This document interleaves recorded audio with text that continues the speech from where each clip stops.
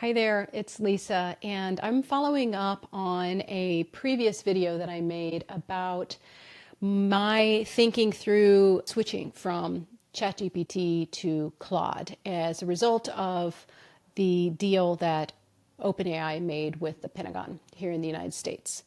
That was what precipitated this whole thinking through of like, wait, what am I going to do here? What happens when the tool that I'm using, and one that I'm very extensively using in my business and somewhat in my personal life as well, is run by a company who I find unethical and conflicts with my values, right? Do I stay? Do I go? And in that previous video, I was still thinking through that decision and more so the implications or the repercussions of making a switch. So you can check out that previous video.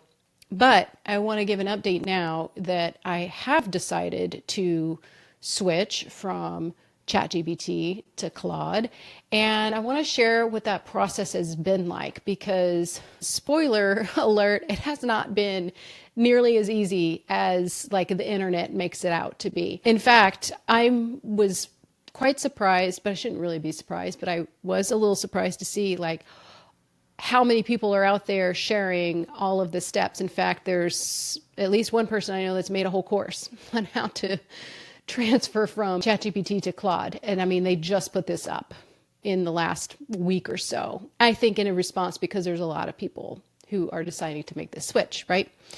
Anyway, that aside, just the process of following some of those steps has not been easy. So let me kind of explain a little bit. I'm not new to Claude. I've used Claude in the past. And frankly, a lot of these AI tools operate the same. And I'm pretty tech savvy and I've worked at so much software over the years. So I can get up to speed on new software fairly quickly. So I was, of course, thinking like, okay, everybody here seems to have figured it out how to make this smooth transition.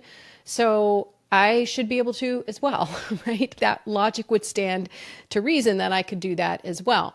But the reality is far from it. So I was able to export all of my content out of ChatGPT, but that's about as far as I've gotten so far. Even Anthropic's instructions on how to import all of that content, it's not quite as straightforward. So I'm in the messy mess of all of this. And that's the part that I really want to highlight here is, well, one of the things I want to highlight here is that when you transition, for whatever reason you might be transitioning, I'm not talking about just from one AI tool to another, but anytime you're moving from one type of tool or even a workflow that's pretty embedded in your business to a different one, there's not only going to be costs associated with that, but there's also going to be frustration, frankly, because you do need to get up to speed and look at things in a different way. So, for example, I have felt it rather frustrating to be in Claude. It doesn't work there's certain things that don't work nearly as well as I think that they do in ChatGPT. Like, for example, voice dictation kind of sucks in Claude. And there's inconsistency with saving chat history and just things like that are very annoying. And it makes me want to go back and just use the tool that I'm used to, the one that I almost felt like, I don't know, a second being alongside of me, on certain functions I've been doing in my work. But I have resisted doing that. I'm really committed to making myself stay working in Claude because I know I have to get over the hump of learning the interface and just figuring out how to make it work better for me in the way that I'm using it. I had a similar experience when I switched from Adobe products to Affinity products. It took me a year, in fact, to fully transition. I gave myself enough time, and every time my default was to go into Adobe, I consciously chose, nope, you got to figure it out in Affinity. And there was a lot of frustration involved with that. So I've been through this experience, several times, not just with that, but previously. So I know that it's going to take some time. So I'm in the midst of that feeling frustrated. And that's the part I feel like people are not always addressing with this kind of thing. It's one thing, technically speaking, to like make a decision and then like, oh, now I've got a new tool, or maybe I've got this new workflow. But it's a whole nother thing to commit to it in practice until it becomes your new go-to. Okay, so that's one thing I just really want to emphasize here is how much you may need to give yourself space and grace in the process, as I am trying to do for myself. And maybe there's some cussing along the way and all that kind of stuff, but that's fine. That's just the reality of it. The other thing that this has raised for me, and actually it came through some of the conversation that my sharing my experience has generated, a lot of good discussion and some good points raised, and made me continue to think even more deeply on this whole issue.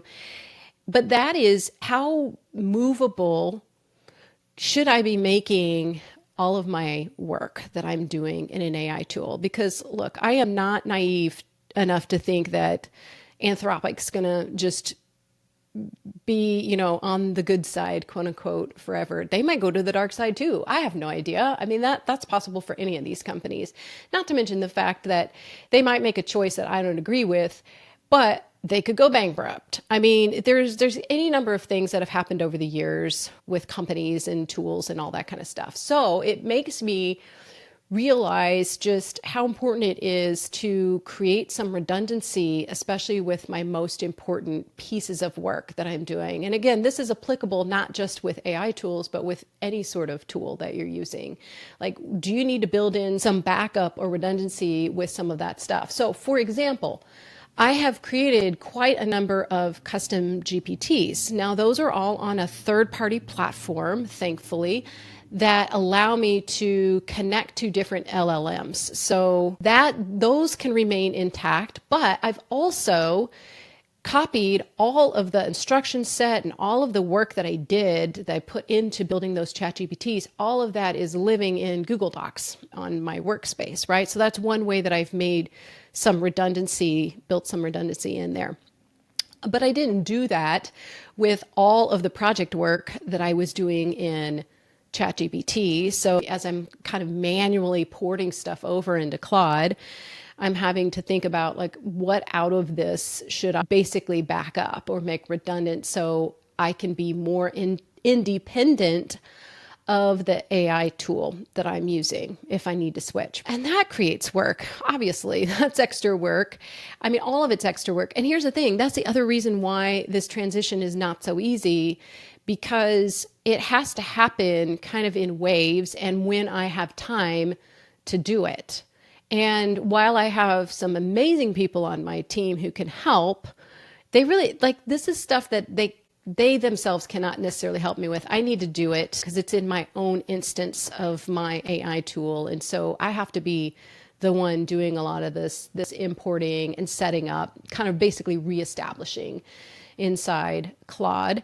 And I'm busy running a business. So as I'm sure you are too. And that's the other thing to keep in mind with all of this, and why to give yourself some space and grace. And again, then to think about like where you might need to build redundant. I think I just had made myself some notes to see if I had anything else that I wanted to share at this stage. I do encourage you to let me know you don't necessarily have to let me know if you're choosing to move a tool or why you might be choosing to move a tool. But if you are in the process or starting the process, or maybe you finished the process of transferring from, let's say, ChatGPT to Claude or whatever, I'd love to hear about it. I'd love to hear about what your experience has been, what your experience is, what are you thinking about, where are you finding some good resources for doing that, any tips and tricks along the way. I think the more that we can keep this conversation open and real about the realities of this, I think the more we'll just all be able to help each other and be able to do better, and hopefully less pain the next time something like this has to happen. Okay, so I'm sure I will report back when I get to a place where I feel like the transition is done, and I don't even like using the word done, but done for now. And then I'll be able to share at least some of the things that have worked for me, or some of the roadblocks more specifically that I have run into, so that hopefully you can avoid those as well. Okay, I'll see you soon. Bye.